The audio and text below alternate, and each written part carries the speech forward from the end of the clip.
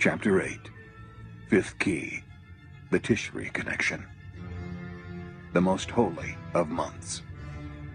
The holiest month on the biblical Hebrew calendar is that of Tishri. On the Western calendar, Tishri falls in the period between September and October. It is so sacred a month that 10 of its days are known as the High Holy Days. Every Hebrew month begins with the day or night of the new moon. But the month of Tishri is so sacred that the day on which it begins, its new moon is itself a high holy day. Most Hebrew months contain none of the sacred appointed holy days given at Sinai, but Tishri contains 10 of them, not including at least 9 other days also deemed as holy. There is no month in the biblical year like Tishri. What are its themes, its meaning, and its message? The time of judgment. The rabbis saw Tishri as the high holy days of autumn, as focusing on the kingship of God, his rule, his power, his sovereignty, and his dominion.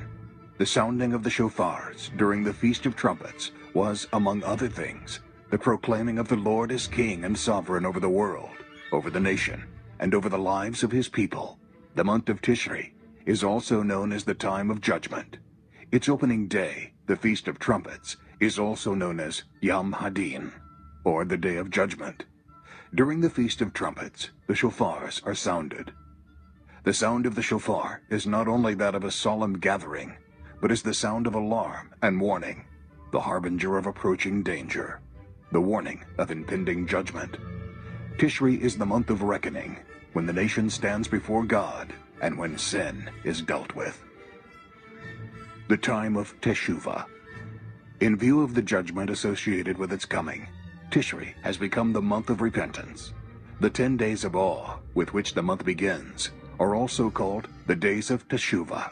Teshuvah is the Hebrew word for repentance. It comes from the root word shuv, which means to turn. The days of awe were given for the purpose of turning the course of one's life, forgiving and being forgiven, repenting of one's sins, withdrawing from worldly pursuits, and doing whatever was needed to get right with man and God. The Shemitah Tishri Connection. The themes of Tishri match the themes of the Shemitah. Both speak of God's sovereignty. Both are linked to judgment. Both call the nation to return to God. Both are linked to nullification, cancellation, and release. One concerning sin and the other concerning debt. The Shemitah is the 7th year. Tishri is the 7th month. The beginning and the end. Ancient Israel reckoned time by 2 different calendars, the sacred calendar and the civil calendar. The sacred calendar began in the springtime, in the month of Nisan. In the sacred calendar, Tishri is the 7th month. But in the civil calendar, Tishri is the 1st month, the beginning of the new year. Why is this significant? Elul and Tishri. The Shemitah was based on the civil calendar. Thus, the Shemitah year always began with the month of Tishri. Specifically, it always began with Tishri's first day, which was also the Feast of Trumpets. 1 year later, the Shemitah would end at sunset on the 29th day of Elul. But the same sunset that ended Elul 29 would also begin the month of Tishri at the same moment. So the Shemitah year ends the same moment Tishri begins. Thus, Tishri is the Shemitah's key and pivotal month. The Shemitah begins with Tishri at the end of the 6th year and concludes with Tishri at the end of the 7th year. Tishri is the beginning and end of the Shemitah. The Tishri key and Elul.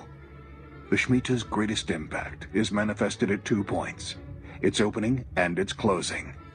Each point coincides with the month of Tishri.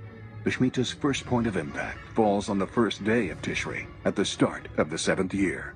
The Shemitah's second point of impact falls at the end of the 7th year, when all debts and credits are wiped out. But the exact end of the 7th year comes at nightfall of Elul 29. Thus, the moment the sun sets, all debts and credits are reckoned as gone, wiped away. The month of Elul is over, and Tishri begins. So the month of Elul builds up to the Shemitah's 2 critical points of impact and contains the Shemitah's climactic day. But the month of Tishri, coming immediately after these two critical points of change, most clearly manifests the Shemitah's economic and financial repercussions. First impact, Tishri and the Shemitah's opening. The beginning of the Shemitah is less dramatic than its end, as the initial change is simply that of ceasing. The people stop working the land, and the fields are abandoned. The effect of this on the land would be less noticeable at the beginning, but increasingly noticeable as the year progressed, and when no harvest appears in the fields. In pure economic terms, this would translate to the beginning of a downturn in a nation's economy, the diminishing of production, consumption, labor, employment, trade, and commerce. The month of Tishri, at the beginning of the Shemitah year, would be the first to reflect this change and manifest its repercussions. The downward turn in the nation's economic realm would then become more evident in time.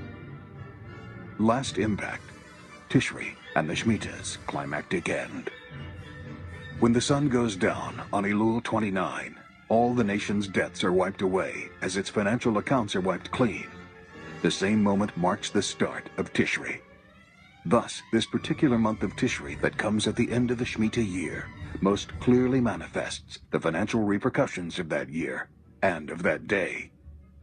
The Shemitah's wake, the season of repercussions. The repercussions triggered by the Day of Remission would be most dramatically seen in the ensuing days of Tishri, but would not be confined to them. The repercussions would continue into the subsequent month of Heshvan and onward. The entire autumn period at the end of the 7th year is the Shemitah's wake, when these repercussions would be most intensely felt. Beyond this, there is nothing confining the repercussions to just one season. They may continue into the winter, the following spring, and onward. But the autumn following the Shemitah's dramatic conclusion, being closest to the Day of Remission, would be foremost in manifesting these repercussions. And within this, Tishri would be foremost. Elul, the lead-in month. We must also take note of the month Elul. Elul plays a significant role in the Shemitah as well. At the end of the 6th year, Elul leads up to the Shemitah's commencement. And at the end of the 7th year, Elul leads up to the Shemitah's dramatic end, on Elul 29. Tishri remains the Shemitah's key month, but Elul plays a supporting role as the lead-in month. This mass wiping clean of a nation's financial accounts would translate into a collapse of the financial realm. Thus, if the mystery of the Shemitah is still in effect, we might expect that there exists a connection between the Hebrew month of Tishri and a collapse in the financial realm, as in that of a stock market crash. Could there exist such a connection? Could an ancient mystery, over 3,000 years old, be operating in modern times, and even ordaining the fate of world financial markets? Having now found the 5 keys, let us begin to unlock the ancient mystery.